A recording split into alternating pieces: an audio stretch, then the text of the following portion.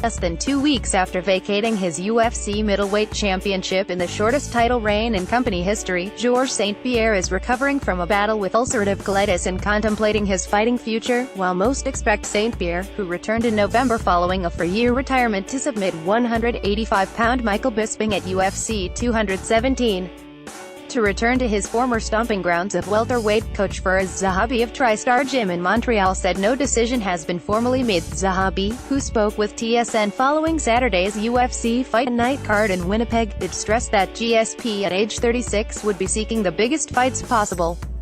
And almost hidden within his words was a casual drop of one name most didn't coming retired boxing pound-for-pound king Floyd Mayweather. It's hard to say honestly whether St-Pierre returns at welterweight, Zahabi said. I think Georges is going to get better and get back to the gym. He's going to feel his body out and see what he wants. Tell me what you think is the most interesting, epic fight out there. Mayweather, Conor McGregor? Who do you want to see him fight? We need a mega fight.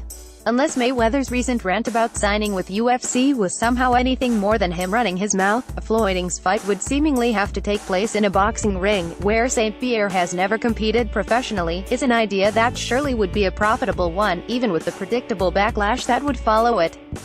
Mayweather's August win over Conor McGregor finished second in terms of the biggest live gate and most pay-per-view buys in boxing history, behind 2015's Mayweather-Manny Pacquiao fight.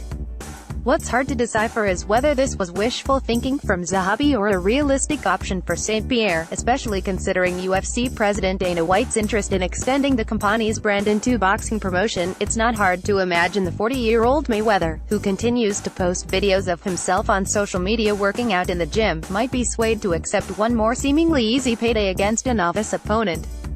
St-Pierre, meanwhile, has long trained boxing under Hall of Fame coach Freddie Roach, who worked GSP's corner at UFC 217 and has a history with Mayweather, having trained Pacquiao and Oscar de la Hoya against him.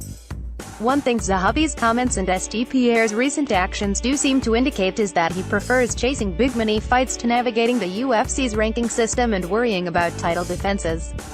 It makes sense considering his age and how many fights he has left, while challenging current welterweight champion Tyron Woodley for the title he gave up in 2013, for example, would be a big fight. St-Pierre could conceivably earn much more money against Nick or Nate Diaz.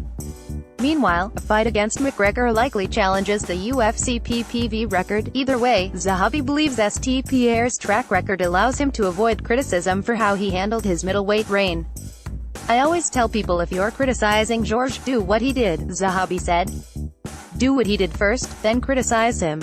It's not easy to do what he did. He defended the title over and over again. Lots of guys had their chance. Get in line, make their way the way he did it. And when he did it, he never complained about nobody. He did it without complaining about it.